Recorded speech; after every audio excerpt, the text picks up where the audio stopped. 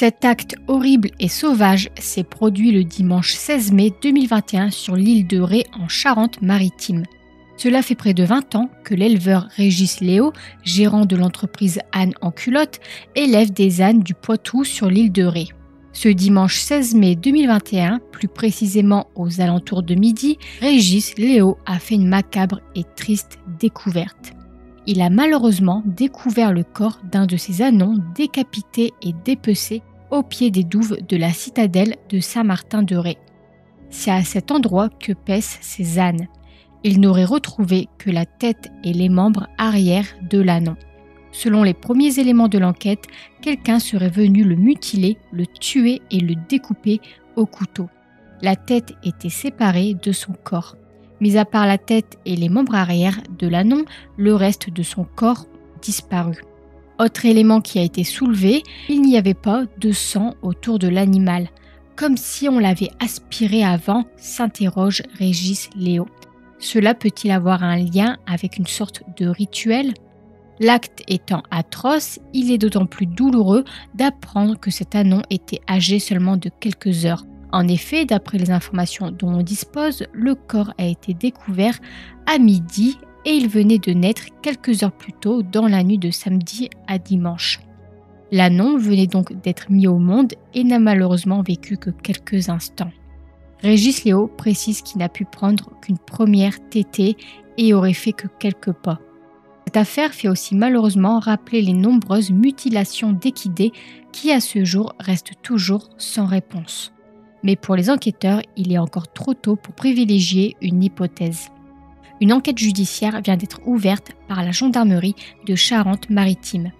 Celle-ci va aussi renforcer la sécurité et la vigilance autour des ânes de Régis Léo qui, ceux-ci, continuent à brouter au pied des douves de la citadelle. En effet, Régis Léo précise qu'il n'a ni les moyens de les mettre dans un espace clos fermé, ni les moyens de mettre un dispositif de vidéosurveillance. Il affirme donc qu'il va continuer ainsi en espérant que cet acte atroce ne se reproduise pas.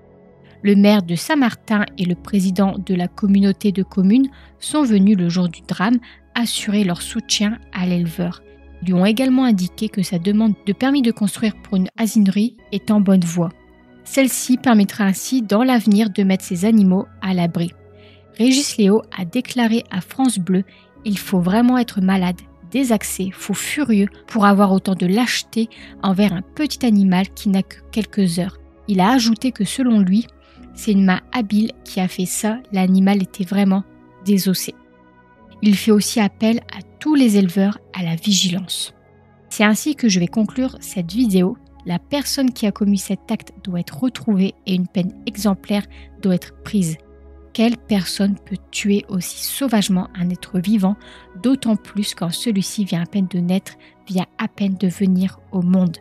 Cet ânon n'a vécu que quelques heures et n'a donc connu que l'horreur. Une très courte vie mise fin par un acte sadique, ignoble. Continuons à faire vivre cet ânon en soutenant et combattant tout acte sauvage, barbare et atroce commis sur les animaux. Que les cruautés sur animaux cessent et soient enfin considérées et condamnées à la hauteur du crime commis. Je tenais vraiment à vous partager cette affaire, elle doit interpeller. Elle représente la malveillance, la barbarie, l'horreur absolue infligée envers les animaux. Chaque jour, un nombre infini d'animaux souffrent et meurent dans les mains de personnes emplies de malveillance. Violence, négligence, maltraitance, infligeons dès à présent des peines exemplaires pour tout acte infligé sur les animaux, sur des êtres vivants sensibles.